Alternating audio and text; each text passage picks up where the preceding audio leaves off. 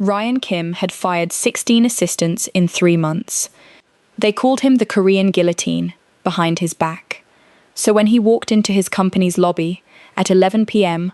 on a random Tuesday, the last thing he expected was to hear someone singing. And not just singing, destroying a Whitney Houston song, in the cleaning supply closet, with a mop as a microphone. Ryan Kim stood frozen in his $3,000 Italian leather shoes, completely unable to move, because the voice coming from that closet, it was about to ruin his entire life. Hey besties, welcome back to our channel.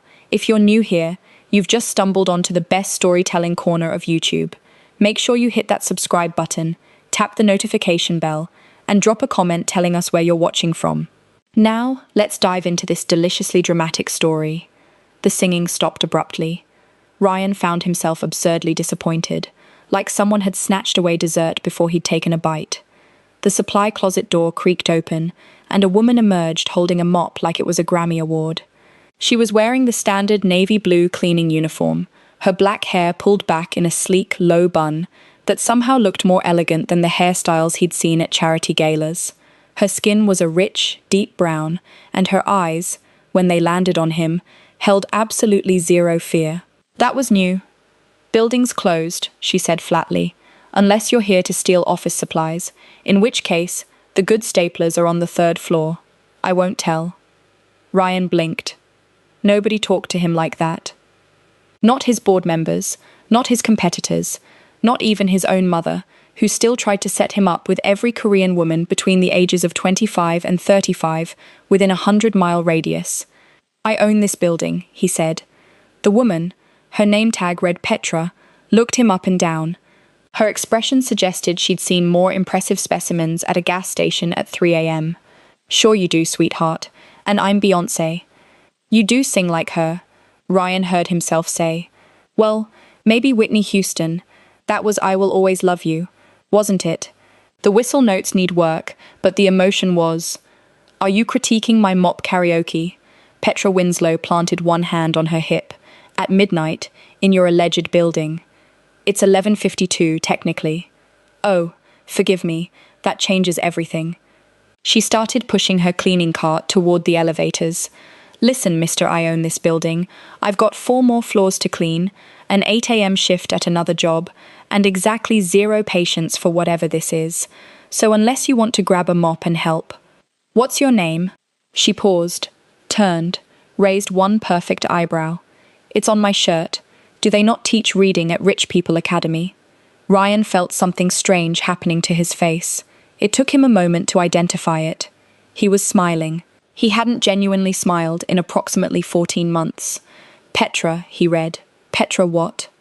Petra, none of your business. She jabbed the elevator button. Petra, go find someone else to bother. Petra, I have work to do. The elevator doors opened. She pushed her cart inside and turned to face him, finger hovering over the buttons. Word of advice, Mr. Building Owner. The next time you want to impress a woman, maybe don't do it while she's mopping your lobby at midnight. The power dynamic is weird. Also, your tie is crooked. The doors closed. Ryan looked down at his tie. It was, in fact, slightly crooked. He straightened it, still smiling like an idiot, and pulled out his phone. Get me everything on a cleaning staff member named Petra, he texted his head of HR. Works the night shift in the main building. I want her full file on my desk by 7 a.m. His phone buzzed 3 seconds later. Sir, it's midnight. Also, that seems like a potential HR violation. Also, are you okay? You never text with complete sentences. Ryan typed back, 7 a.m., and order flowers, the expensive kind. For whom, sir? Ryan paused, thumb hovering over the keyboard. I'll let you know when I figure it out. By 7:14 a.m., Ryan had slept approximately 45 minutes, consumed 3 cups of black coffee, and read Petra Winslow's employee file 17 times. There wasn't much in it. Name, Petra Winslow. Age, 25. Position, night cleaning staff. Emergency contact. Listed as not applicable, I'll handle it myself.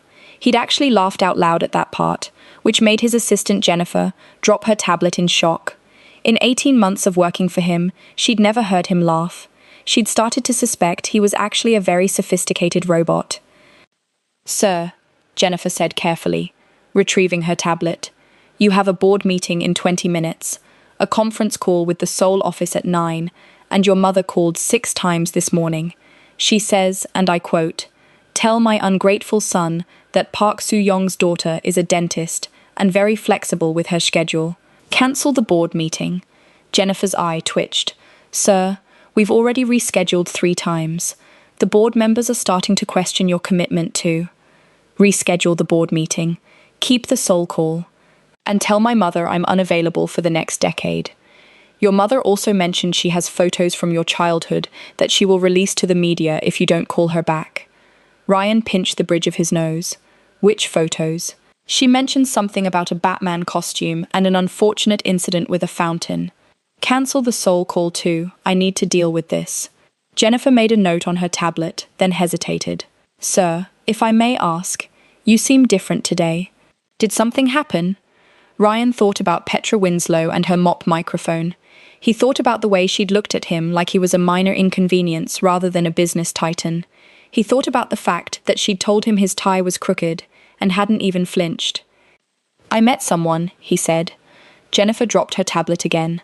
By noon, Ryan had learned 3 additional facts about Petra Winslow. Fact 1. She worked 3 jobs. Night cleaning at Kim Industries, his company. Morning barista at a coffee shop called The Grinding Truth. Terrible name. He'd have to look into that. Weekend receptionist at a recording studio in Koreatown called Soundwave Studios. Fact 2. She had absolutely no social media presence. None. Not even a dormant Facebook account from 2009. In 2024, this was either deeply suspicious or deeply impressive. Fact 3. According to the night security guard, bribed with a $200 gift card to his favorite steakhouse, she sang every single night. Different songs, always in the supply closet, always when she thought no one was listening. "She's got a voice like honey and gravel," the security guard, a man named Doug, had said with surprising poetry. "Makes me miss my ex-wife, but in a good way, you know, like I'm glad she's gone, but I can appreciate the memories while listening to this lady sing Adele." Ryan had nodded like he understood, which he didn't, because his romantic history consisted of 3 relationships that had ended with variations of, "You care more about your company than you'll ever care about me," and 1 memorable incident involving a woman who'd sold their private text messages to a tabloid. Now he was standing in the lobby at 11:30 p.m., pretending to review something very important on his phone, waiting for a cleaning lady to emerge from the supply closet. His mother would be horrified. Ryan didn't care. At 11:43 p.m., the elevator dinged, and Petra Winslow emerged pushing her cleaning cart, wearing the same navy uniform, her hair in the same elegant bun. She saw him and stopped dead. "Oh, you've got to be kidding me." "Good evening," Ryan said, pocketing his phone. He'd practiced this in the mirror for 15 minutes. He'd looked insane. He'd done it anyway. "Do you not have a home?" Petra asked. "A mansion? A yacht? A private island where you can bother other billionaires instead of working women?" "I'm not a billionaire.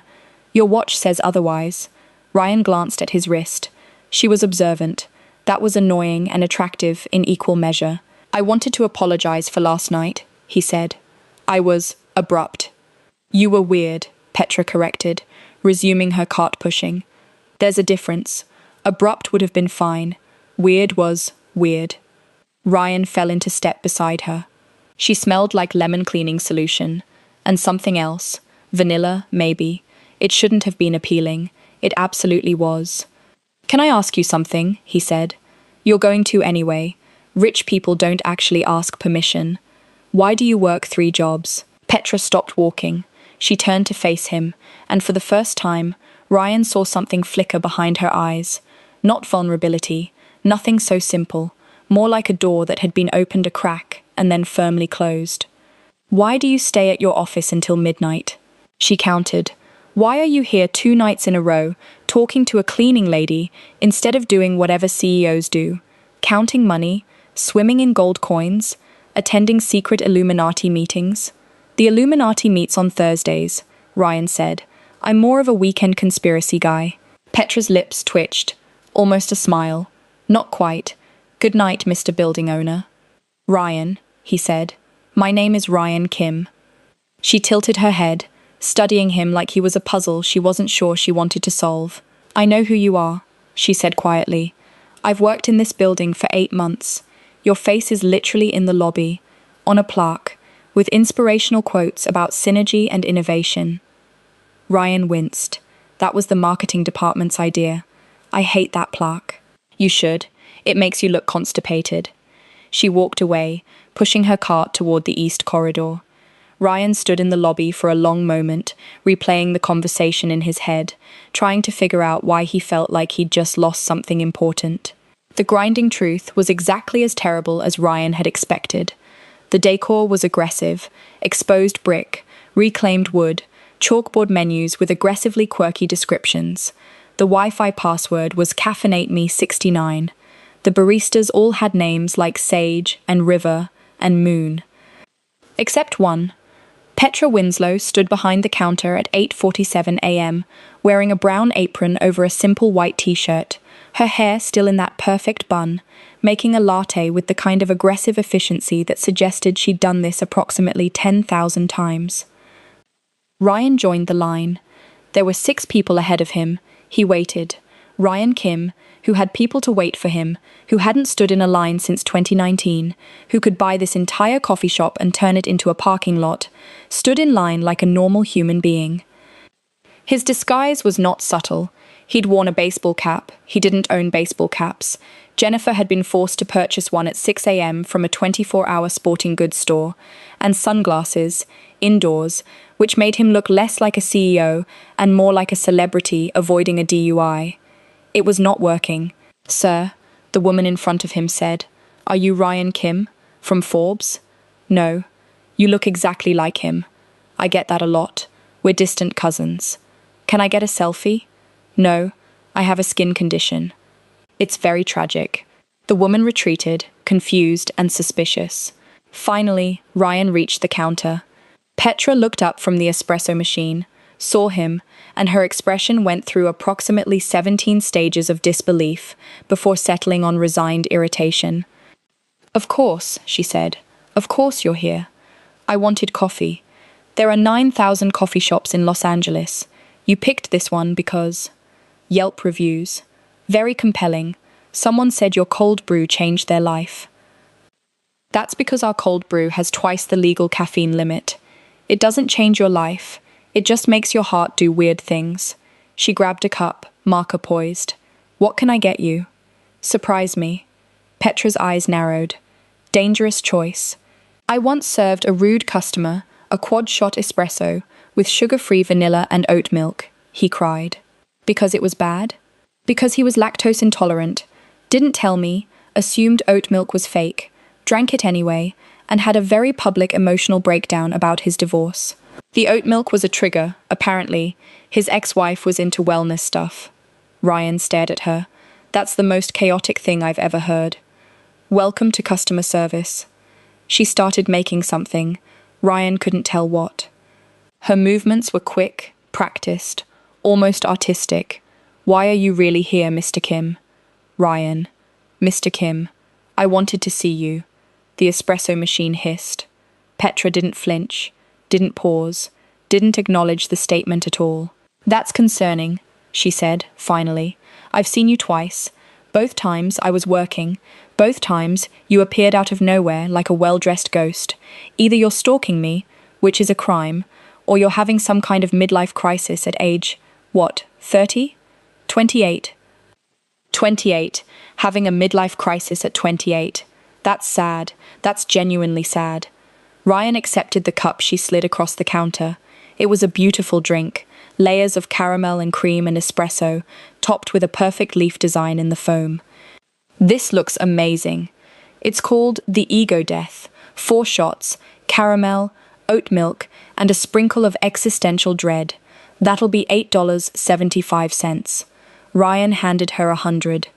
Petra stared at the bill, stared at him, stared at the bill again.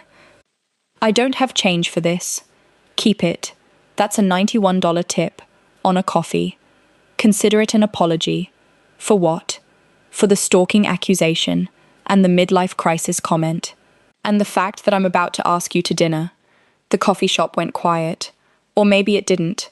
Maybe Ryan's brain just filtered out everything except Petra's face, the way her expression shifted from surprise to suspicion to something that looked almost like amusement. No, she said. No? No. I don't date customers. I'll stop being a customer. I also don't date billionaires. I told you, I'm not a... Your watch costs more than my car. Your baseball cap still has the price tag on it, and you're wearing sunglasses indoors, which is either a disguise or a medical condition. Either way, no. Ryan reached up, feeling the back of his cap. Sure enough, there was a tag. In my defense, he said, I've never bought my own clothes before. Jennifer handles that. Who's Jennifer? Your wife? Your girlfriend? Your sister who enables your weird behavior? My assistant, who is very tired and very concerned about my recent life choices. Petra leaned across the counter, close enough that Ryan could smell vanilla again, close enough that he could count the tiny gold flecks in her dark brown eyes. Here's the thing, Mr. Kim. Ryan, whatever. I've worked 3 jobs for 2 years. I've dealt with drunk customers, handsy managers, and a truly unreasonable number of men who think I owe them my time because they left a big tip, or said something nice about my voice, or appeared in my workplace multiple times, like a designer suit-wearing stalker. I don't have time for whatever this is. I don't have energy for whatever this is, and I definitely don't have interest in whatever this is. She straightened up. Your coffee's getting cold. Have a nice day. Ryan took a sip of his coffee. It was, genuinely, the best thing he'd ever tasted. I'll see you tonight, he said. You absolutely will not. I own the building where you work. I have every right to be there. Then I'll switch to the afternoon shift. I'll come in the afternoon. Don't you have a company to run? I have people for that. Petra's composure cracked, just slightly, just enough for Ryan to see the ghost of a smile trying to fight its way to the surface. You're insane, she said. You know that, right? This is not normal behavior. I've been told. By your therapist. By my ex-therapist. She quit, said I was making her question her career choices. This time, Petra did smile. It was small, reluctant, quickly hidden, but it was there. Good night, Mr. Kim, she said, which didn't make sense because it was morning. But Ryan understood. It was a dismissal, a closing statement, a period at the end of a sentence. What Petra didn't understand yet was that Ryan Kim had built a $4 billion empire by refusing to accept periods. He specialized in ellipses, in to be continued, in showing up again and again until the universe gave him what he wanted. And what he wanted, suddenly and inexplicably and completely irrationally, was for Petra Winslow to have dinner with him. He left the coffee shop with his $91 coffee and a plan. Soundwave Studios was a converted warehouse in Koreatown, sandwiched between a Korean barbecue restaurant and a nail salon called Nail Me Once, Shame on You. Ryan had done his research. The studio was small but respected. They'd recorded 2 Grammy-nominated albums and a viral K-pop demo that had gotten a teenager signed to a major label. The owner was a Korean-American woman named Gracie Park, who'd worked in the music industry for 30 years and had, according to LinkedIn, 0 tolerance for nonsense and infinite patience for talent. Ryan liked her already. He walked in at 2 p.m. on Saturday, wearing what he hoped was a casual billionaire look. Dark jeans, a simple white button-down, no watch. Jennifer had confiscated it. The receptionist desk was empty, but he could hear music coming from somewhere deeper in the building. Not recorded music. Live music. Someone was singing. Ryan's heart did something anatomically improbable. He followed the sound down a narrow hallway, past gold records on the walls, past a poster that said, "Music is the answer. We forgot the question," until he reached a door marked Studio B. Through the window, he could see Petra. She was wearing a simple yellow dress, nothing fancy, but it caught the studio lights and made her skin glow, and she was standing in front of a microphone with her eyes closed, singing like the room was empty, like the world was empty, like nothing existed except her and the song. It was something Ryan didn't recognize. Not a cover, not Whitney or Adele or Beyoncé. It was hers. The lyrics were about working late and waking early, about chasing something you couldn't name, about being tired in your bones but alive in your soul. It was sad and hopeful and angry and tender all at once. Ryan stood at that window for 4 minutes and 37 seconds. He knew because he counted. When the song ended, Petra opened her eyes and looked directly at him through the glass. She did not look surprised. "You've got to be kidding me," she mouthed. The studio door opened, and a woman in her 60s, with silver-streaked hair and the energy of someone who'd seen everything twice, emerged. "You must be the stalker," she said. "Ryan Kim, right? I've heard about you." Ryan blinked. "From whom?" "Petra. She called you the weird CEO who thinks my singing voice is a personality trait." The woman extended her hand. "Gracie Park. I own this place, and before you offer to buy it, no. Before you offer to invest, also no. Before you ask about Petra, definitely no. I wasn't going to. You were. Rich men always do. You see something beautiful and immediately try to acquire it. Petra's not a company. She's not a building. She's not an asset. She's a person who happens to have an extraordinary gift and absolutely no interest in being discovered, promoted, or romantically pursued by men who confuse obsession with affection." Ryan absorbed this. It was, he had to admit, fairly accurate. "What if I just want to talk to her?" he asked. Gracie snorted. "Then do what normal people do. Ask her, respect her answer, and for the love of God, stop showing up at her workplaces. It's creepy. I don't care how handsome you are. You think I'm handsome. I think you're a walking harassment lawsuit waiting to happen." Gracie stepped aside. "But you're here, and Petra's been singing that same song for 2 hours, which means she's either working through something or avoiding something. Given your presence, I'm guessing the latter." She walked away, leaving Ryan standing in the hallway like an idiot. The studio door opened again. Petra emerged, still in her yellow dress, her arms crossed, her expression a complicated mixture of annoyance and something else. Curiosity, maybe, or resignation. "You found my third job," she said. "Congratulations. Do you want a medal?" That song was incredible. Petra's jaw tightened. "You weren't supposed to hear that." "Why not?" "Because it's private. Because it's mine. Because I don't perform it for audiences. I perform it for me." And now some billionaire CEO heard it while creeping outside the studio like a khaki-clad serial killer. Ryan looked down at his outfit. "I'm not wearing khakis. It's an expression." "It's not. No one says that. I say it. Therefore, it's an expression." Petra uncrossed her arms, then crossed them again, then finally let them hang at her sides, like she couldn't figure out what to do with her own body. "Why are you here, Ryan? And don't say coffee. This isn't a coffee shop. I wanted to hear you sing again. You could have waited until midnight. Apparently that's your stalking hour." "I couldn't wait." The words hung in the air between them. Ryan watched Petra's face, watched the way her expression flickered. Surprise, suspicion, something softer underneath. "That's a wild thing to say to someone you've known for 3 days," she said. "I know. It sounds like a line from a bad romance novel. I know. The kind with shirtless men on the cover, and titles like The Billionaire's Forbidden Maid or Claimed by the CEO. Please stop. Make me." Ryan took a step closer. Petra didn't step back. "Have dinner with me," he said. "Not because I'm rich," he said. "Not because I'm persistent. Not because I think you owe me anything. Have dinner with me because I haven't stopped thinking about you since Tuesday night, and I don't know what to do about it, and I figured the healthiest option was to ask, instead of continuing to appear at your various places of employment like a romance novel villain." Petra was quiet for a long moment. "That was almost self-aware," she said finally. "I've been practicing. In the mirror. Jennifer makes me do affirmations every morning. Something about emotional intelligence and not making employees cry." "You make employees cry?" "Allegedly. The reports are disputed." Petra's lips twitched.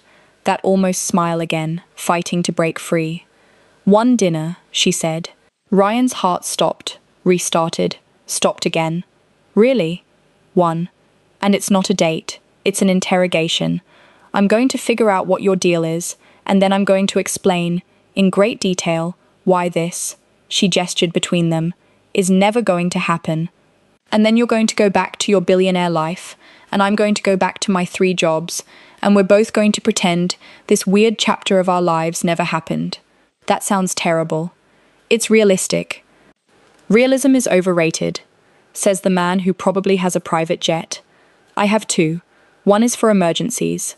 Petra laughed, actually laughed. A real, full sound that made Ryan's chest ache in a way he didn't fully understand. Fine, she said. Tuesday, 7 p.m., and I'm picking the restaurant because if you take me somewhere with a tasting menu and foam on everything, I will leave. No foam. Got it. No tasting menus. Understood. And no more showing up at my jobs. I make no promises. Ryan, Petra. They stared at each other, something electric passing between them, something neither of them wanted to acknowledge. Tuesday, Petra said, and walked away. Ryan stood in the hallway of Soundwave Studios, surrounded by gold records and motivational posters, and realized he was in very serious trouble.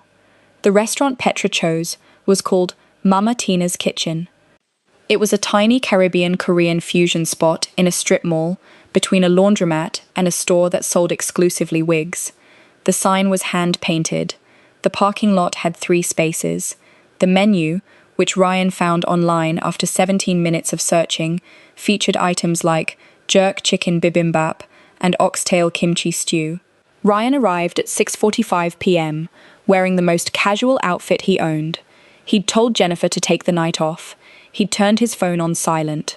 He'd even practiced small talk in the mirror, which had made him feel insane.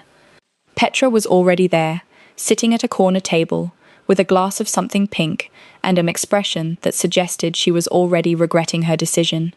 She was wearing a coral pink blouse and simple jeans. No makeup that he could see, or maybe makeup so subtle it looked like none. Her hair was down for the first time, falling past her shoulders in loose waves. Ryan forgot how to walk. "You're early," Petra said as he approached. "You're earlier. I was scoping out emergency exits, in case you turned out to be an actual serial killer.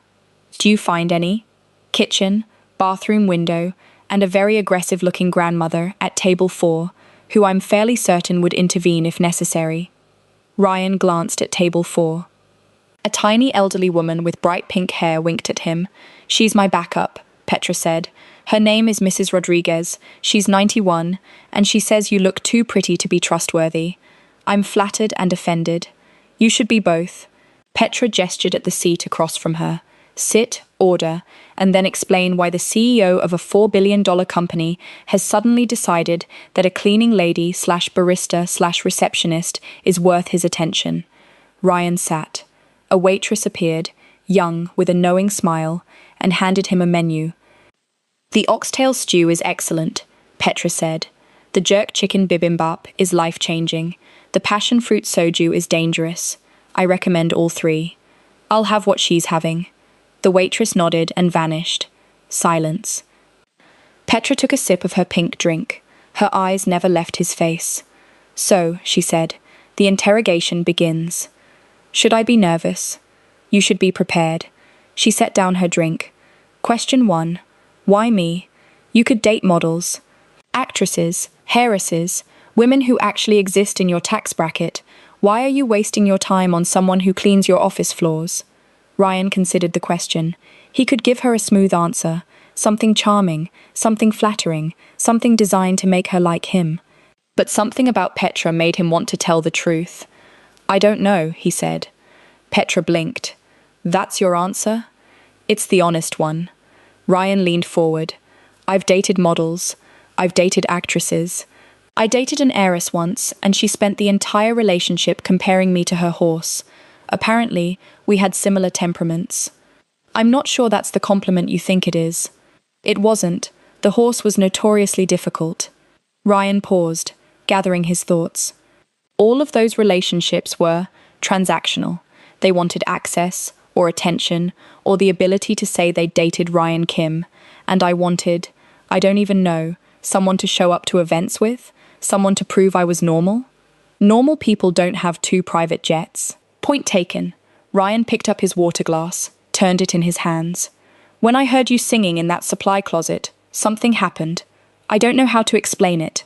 You weren't performing for anyone. You weren't trying to be seen. You were just existing, fully, in a way I haven't done in years. Petra was quiet. Her expression had shifted, still guarded, but with something softer underneath. That's a lot of emotional weight to put on a stranger singing Whitney Houston with a mop, she said finally. I know. It's probably projection. It's probably loneliness. It's probably the fact that my therapist quit and I haven't processed anything in 18 months. Ryan smiled, self-deprecating. But I also think, maybe it's real. Maybe I heard something in your voice that I've been looking for. Maybe I'm not crazy. You're definitely crazy. But maybe also right. The food arrived. Oxtail stew, jerk chicken bibimbap, passion fruit soju. It smelled incredible. Mrs. Rodriguez gave Ryan a thumbs up from table 4. Petra picked up her chopsticks. Question 2. What do you actually want? From me, from this. Be specific. I want to know you. That's vague. I want to know why you work 3 jobs. I want to know why you sing in supply closets. I want to know what that song was about, the one you were recording. I want to know what makes you laugh, and what makes you angry, and what you dream about when you're not too tired to dream. Petra stabbed a piece of oxtail with more force than necessary. That's a lot to ask from a first dinner. You said it wasn't a date, so technically, this is just an interview. An interrogation, different energy. Then interrogate me back. Ask me anything. Petra chewed slowly, considering. Then, why haven't you smiled once since you sat down? Ryan blinked. I smiled when. You've been doing the billionaire thing, the controlled expression, the carefully managed micro-reactions. It's very impressive and very exhausting to watch. I've seen you smile for real, twice. Both times, I caught you off guard. So, why the mask? It was a good question, an uncomfortable one. Because if I let people see the real me, they use it against me, Ryan said quietly. Every vulnerability becomes leverage. Every emotion becomes a headline. I learned a long time ago that it's safer to be controlled, boring, predictable. That sounds lonely. It is. Then why do it? Because the alternative is worse. Petra set down her chopsticks.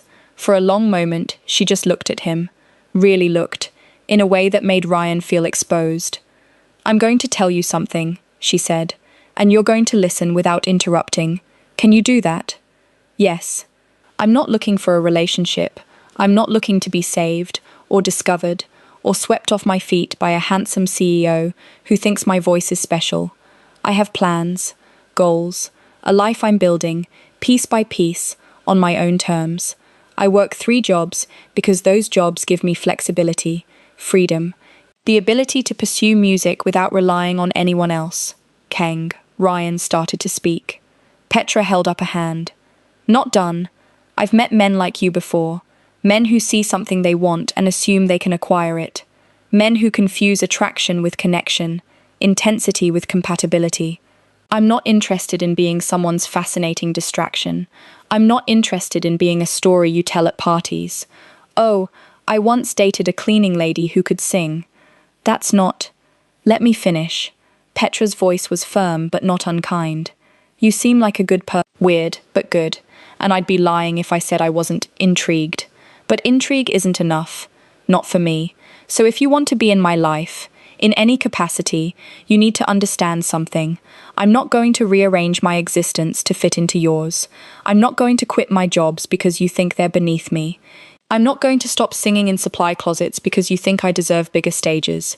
Those choices are mine, not yours. Silence. Ryan felt something shift inside him. Some fundamental rearrangement of priorities. Can I speak now?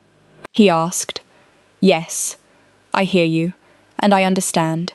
And I'm not asking you to change anything. I'm asking for the opportunity to be part of your life as it already is. Not to rescue you, not to elevate you, just to be there, however much you'll let me. Petra's expression was unreadable. That's a nice speech.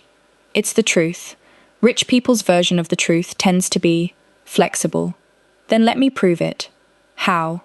Ryan thought about it. Then I have a proposal. Not a romantic one, a practical one. Give me 1 month, 30 days. During that time, I won't try to change anything about your life. I'll come to your coffee shop as a normal customer. No $100 tips. I'll say hello when I see you at the building. No midnight lurking. I'll be present without being intrusive, and at the end of 30 days, you can decide if you want me around. And if I decide I don't, then I'll respect that. Completely. No grand gestures, no showing up at your studio, no billionaire nonsense. I'll disappear. Petra studied him. You'd actually do that? Walk away? If that's what you wanted, yes. Rich people don't walk away, they acquire. Maybe I'm trying to be a different kind of rich person. Another long silence. Mrs. Rodriguez had abandoned her meal and was watching them with undisguised interest. The waitress had refilled their water 3 times, clearly hoping to overhear something good. Finally, Petra sighed. 1 month, and I have conditions. Name them. No expensive gifts, no trying to get me better jobs, no telling people about my singing, especially not industry people who might try to discover me, and absolutely no showing up at my apartment. You have an apartment? I'm not telling you where it is. Fair. Also, you have to actually drink the coffee at the coffee shop. Every time. No ordering and leaving. Some of that coffee is genuinely concerning. Then you'll build character. Petra extended her hand across the table. Deal? Ryan shook it. Her hand was warm, her grip surprisingly strong. Deal, he said, and something began. Day 3. Ryan walked into the Grinding Truth at 8:30 a.m. and ordered the ego death. Petra made it without comment, charged him $8.75, and gave him exact change when he tried to pay with a 20. Training begins, she said. For what? Normal person behavior. It's going to be painful for you. Day 7. Ryan discovered that the oat milk at the Grinding Truth was in fact excellent, and that the regular customers had formed a betting pool about his identity. Current theories include witness protection, disgraced politician, and extremely convincing Ryan Kim impersonator, Petra reported. What's the leading theory? That you're a method actor preparing for a role as a corporate villain. Someone suggested you're the next Marvel antagonist. I could be a Marvel antagonist. You don't have the cheekbones. Day 12. Ryan ran into Petra in the lobby of his building at 11 p.m. She was pushing her cleaning cart. He was coming from a board meeting that had lasted 7 hours and ended with someone crying. Not his fault, mostly. You look terrible, Petra said. Thank you, that's very kind. I mean it. When's the last time you slept? What day is it? Petra stared at him. Then wordlessly, she reached into her cart, pulled out a granola bar, and handed it to him. Eat this. Go home, sleep. I have. Whatever you have can wait. You're no good to anyone if you collapse. She paused. Also, you're scaring the security guards. They think you're a ghost. Ryan ate the granola bar. It was excellent. He didn't ask where she'd gotten it. Day 18. Tell me something about yourself, Ryan said. He was sitting at his usual table at the Grinding Truth, nursing his 4th coffee of the week. Something real. Petra wiped down the counter, considering. I can solve a Rubik's Cube in under 2 minutes. That's impressive. I learned to impress my younger brother. He was going through a phase where he only respected people who could solve puzzles. She smiled. A real one, unexpected and lovely. He's 16 now, still obsessed with puzzles, also very tall. I think he might be taller than me, which I find personally offensive. You have a brother? I have 3, all younger, all significantly more annoying than they were as children. Are you close? Petra's smile softened. Yeah, we are. Day 23. Ryan arrived at Soundwave Studios with 2 cups of coffee, one for Petra, one for Gracie Park. Gracie accepted hers with suspicion. You're still here. I'm persistent. I've noticed. She took a sip, raised an eyebrow. This is good. Where's it from? The Grinding Truth. Petra made this. No. The other barista. but Petra taught her the recipe. Gracie studied him for a long moment. You know, when Petra first told me about you, I thought you were trouble. Classic predatory billionaire, using your money to corner a woman who couldn't afford to tell you no. And now? Now I think you might just be a regular idiot who doesn't know how to be normal.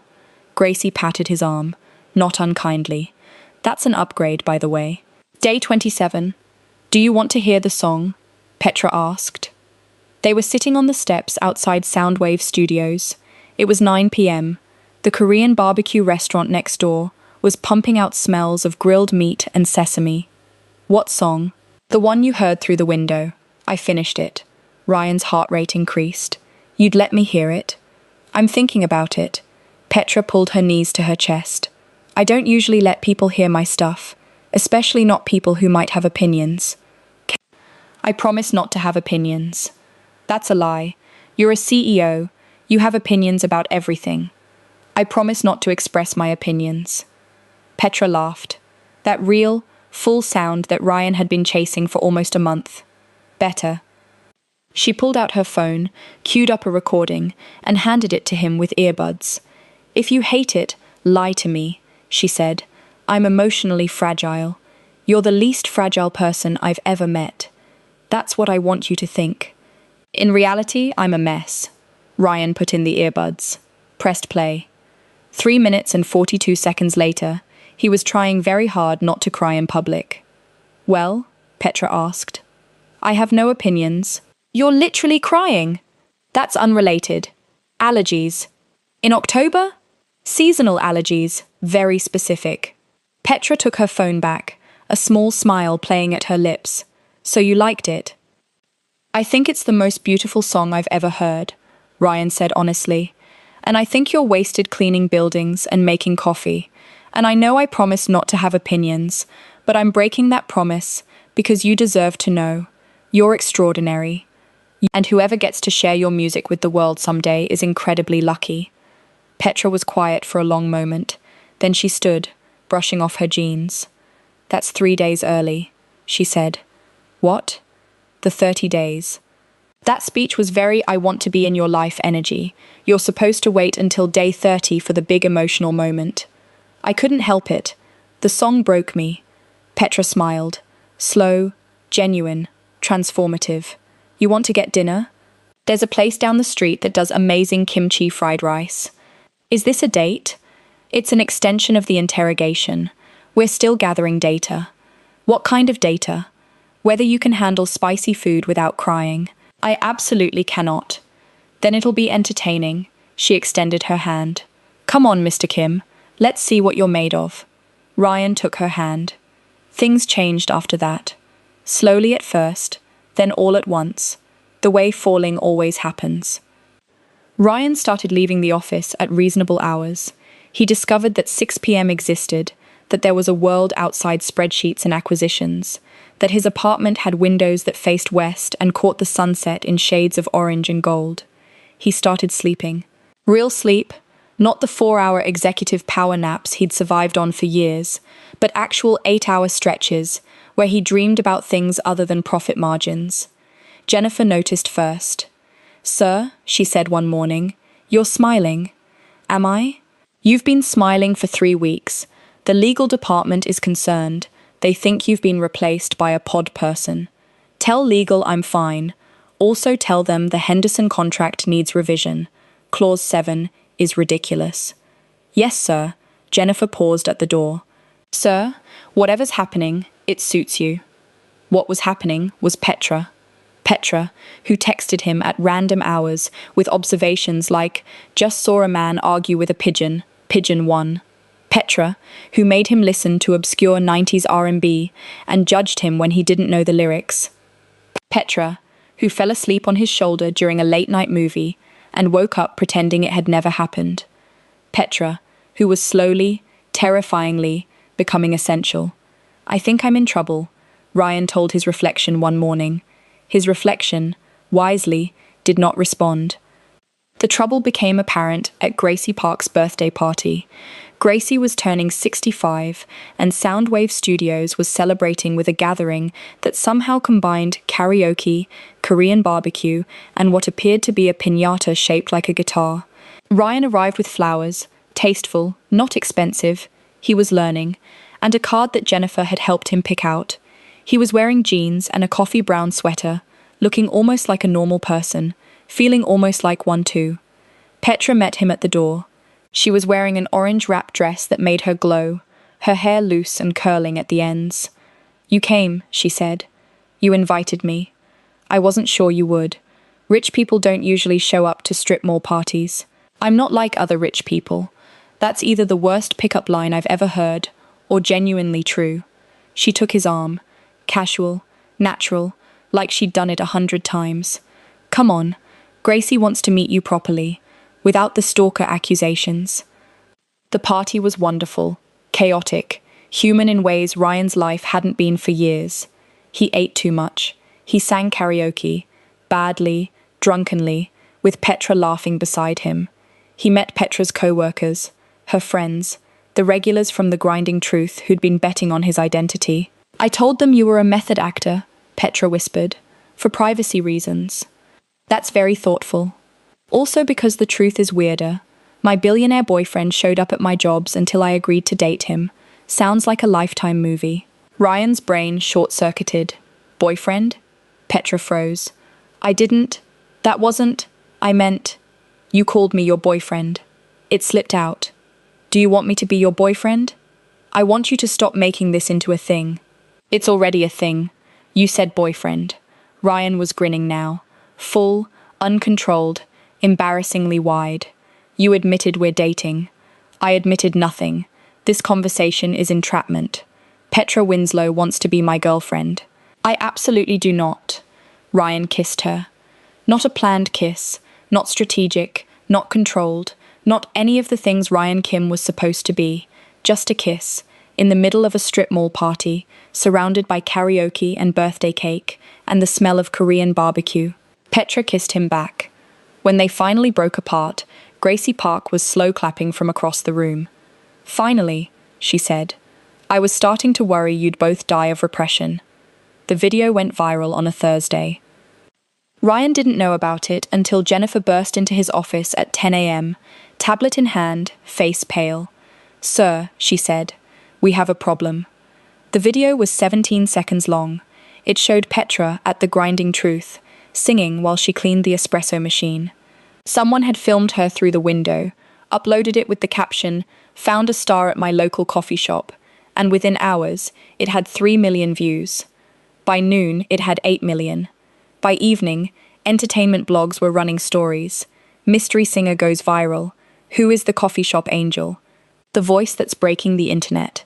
Petra called Ryan at 7 p.m. Her voice was flat in a way he'd never heard before. "Someone found out where I work," she said.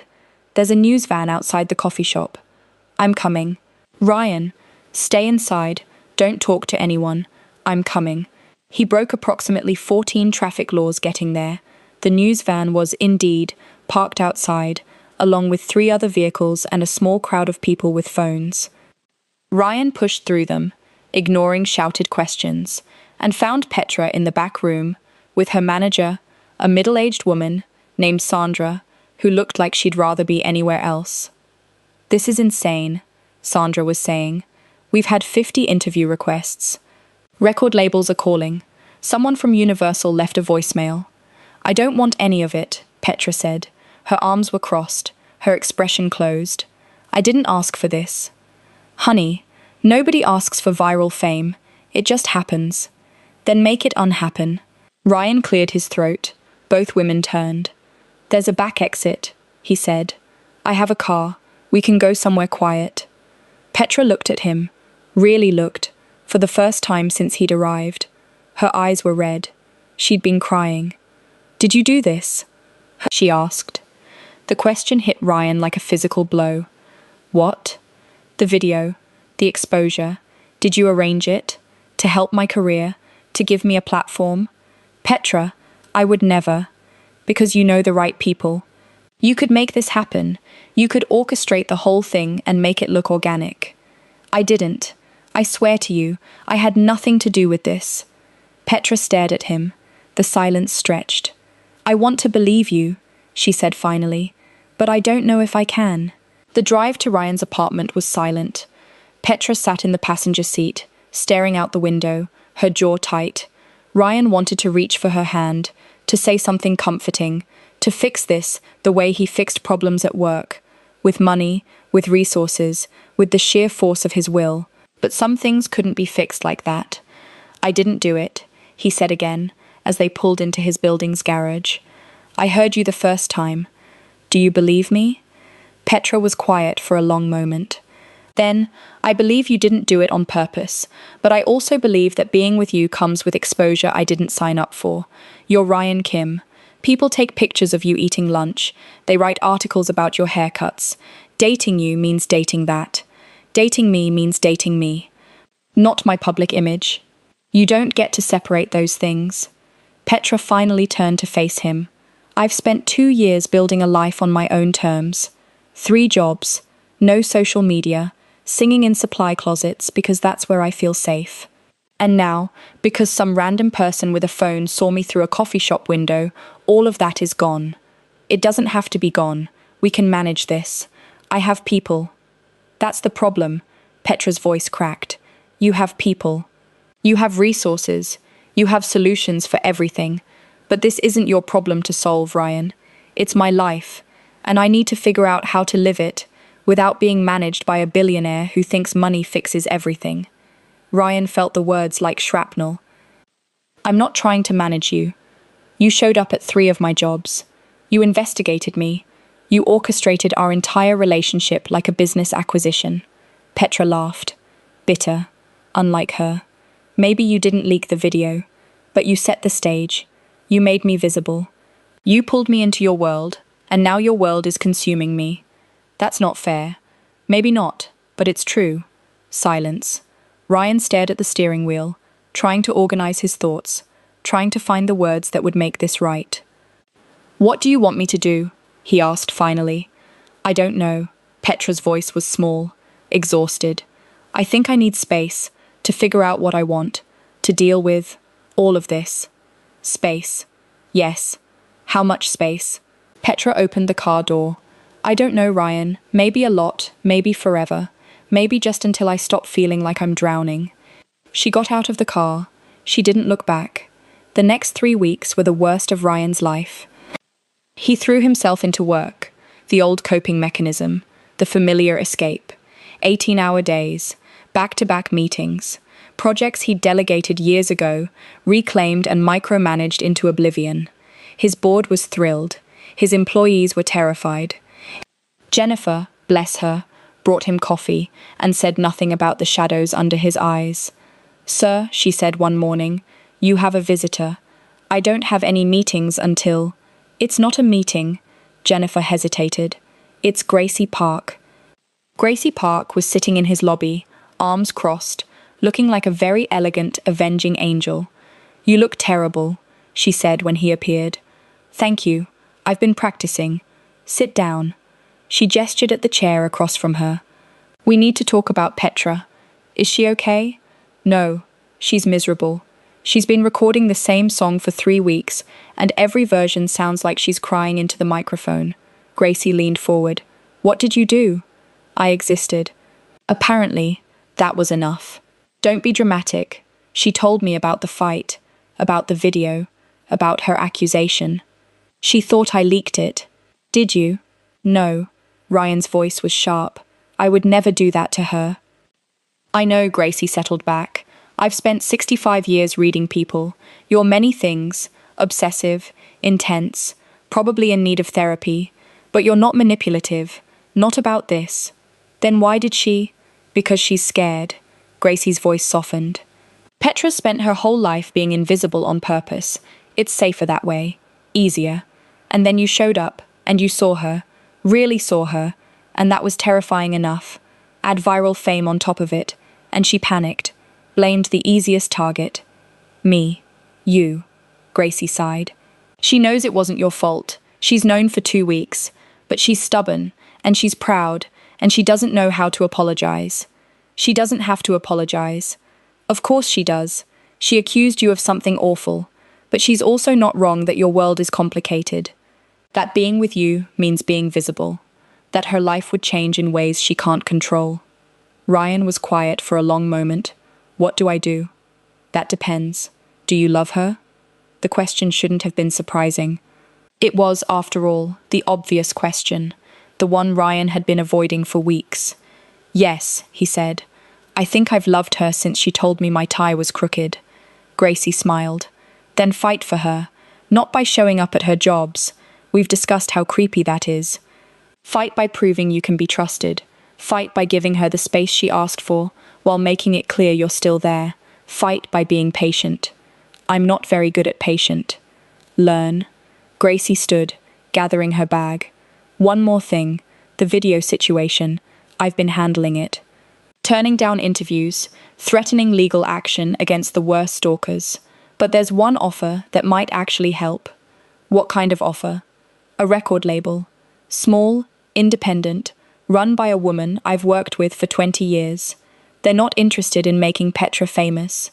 They're interested in helping her record an album on her own terms. That sounds perfect. It is. But Petra won't even discuss it. Says she doesn't want anything connected to the video. Gracie met Ryan's eyes. She needs someone to convince her that taking help isn't weakness. That building something with support isn't the same as being controlled. And you think that someone is me? I think that someone needs to be her, but I also think she might listen to you. Gracie headed for the door, then paused. Oh, and Ryan? The next time you want to woo a woman, maybe start with coffee and conversation. The workplace surveillance thing is genuinely unsettling. Noted. Ryan waited 2 more weeks. Then he did something he'd never done before. He wrote a letter. Not an email, not a text, an actual letter, on actual paper, in his actual handwriting, which was terrible. Jennifer had offered to transcribe, and he'd refused. Dear Petra, I'm not good at this. Words, I mean. The personal kind. I can give speeches to thousands of people, but writing to one person feels impossible. I'm not going to apologize for who I am. I'm a CEO. I have resources. I live in a world with cameras and scrutiny and complications. That's not going to change. But I want you to know what I would change, if I could. I would change the fact that you felt unsafe, that you felt exposed, that something meant to be private became public without your consent. I would change the way I met you. Instead of showing up at your jobs like a well-dressed stalker, I would have, I don't know, joined a book club, taken a pottery class, something normal people do to meet other normal people. Except you're not normal. You're extraordinary. And I think part of me knew, that first night in the lobby, that I was meeting someone who would ruin me for anyone else. Gracie told me about the record label. She said you're afraid that taking the opportunity means letting the viral moment win, that you'd be capitalizing on something that hurt you.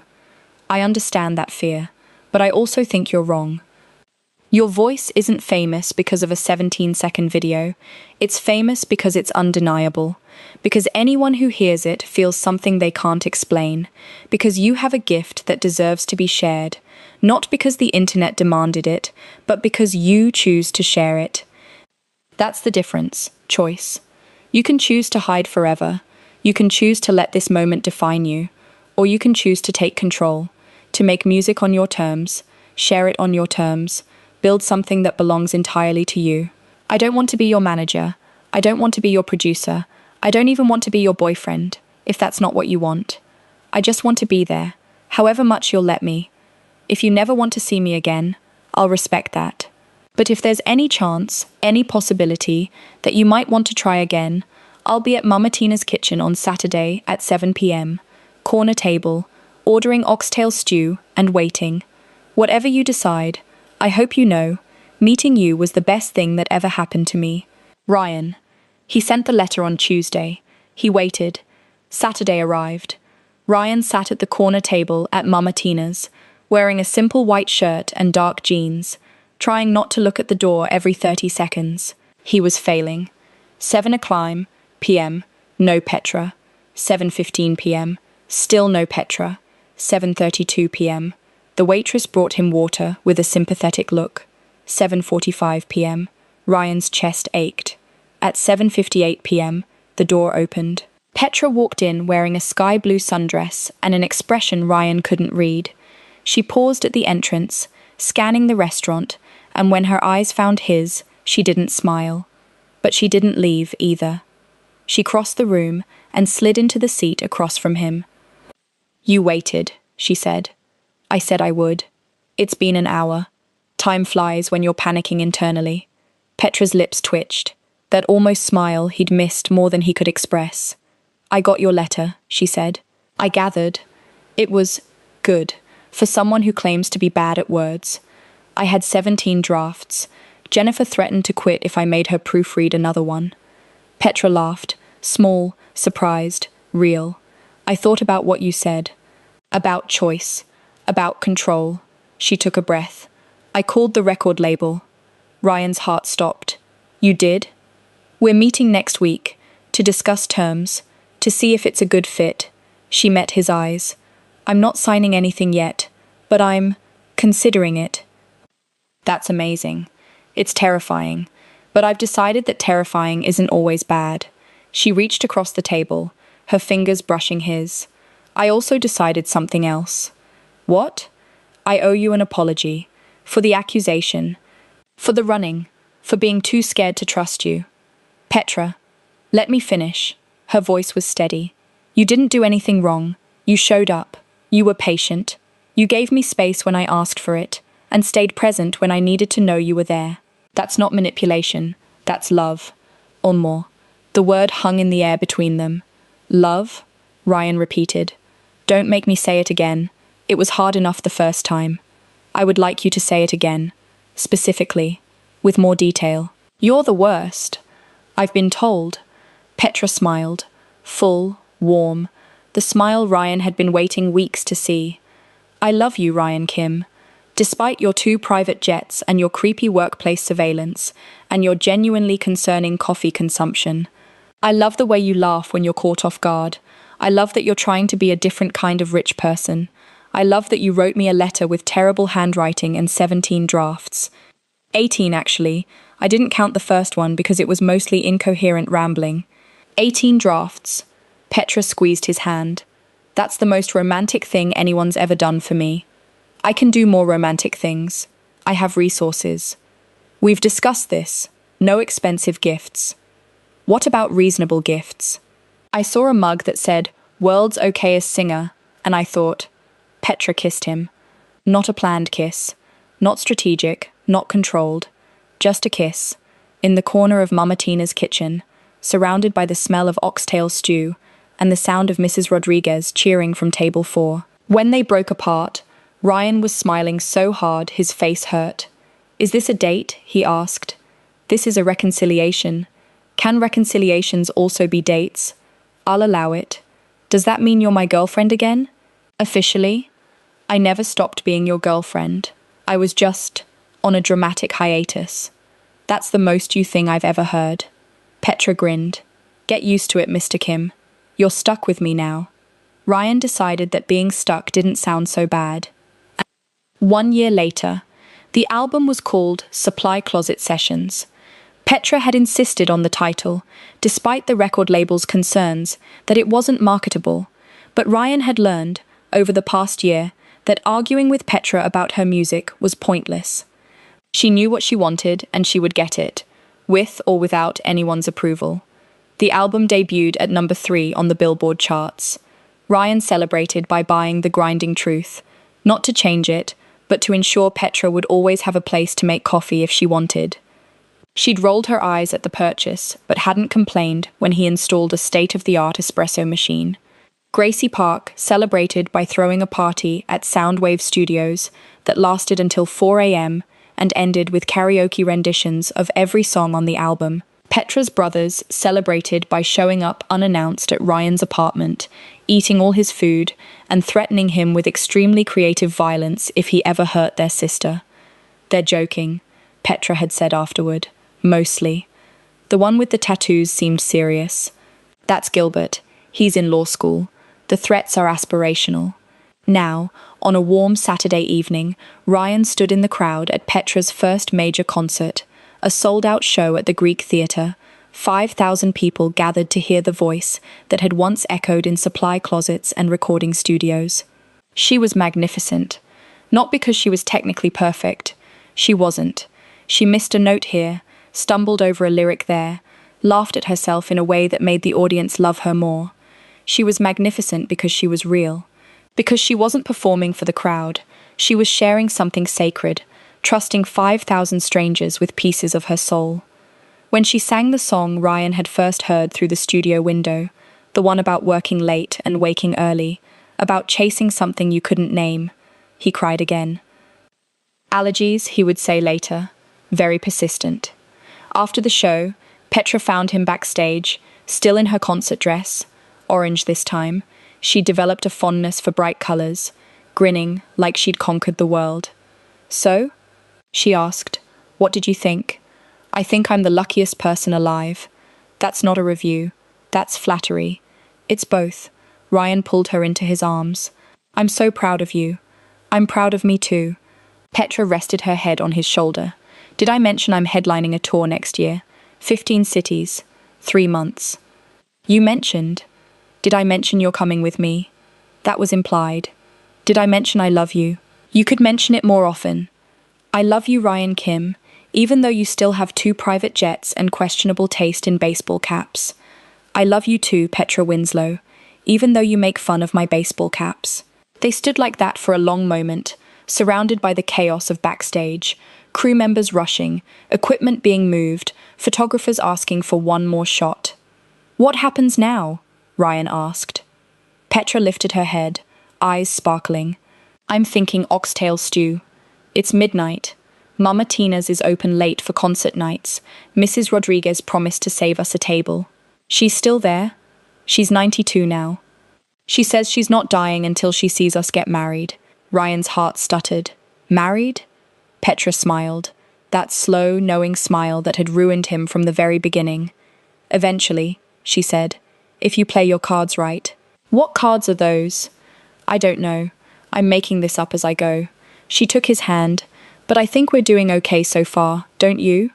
Ryan thought about supply closets and midnight lobbies, about coffee shops and recording studios, about letters with terrible handwriting and dinners that were definitely dates.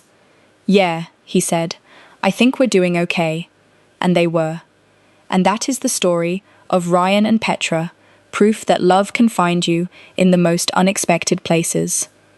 If you enjoyed this story, smash that like button, subscribe if you haven't already, and drop a comment telling us your favorite part. Also, hit that notification bell so you never miss another story. We've got so many more coming your way. More romance, more drama, more characters you'll fall in love with. Bye for now.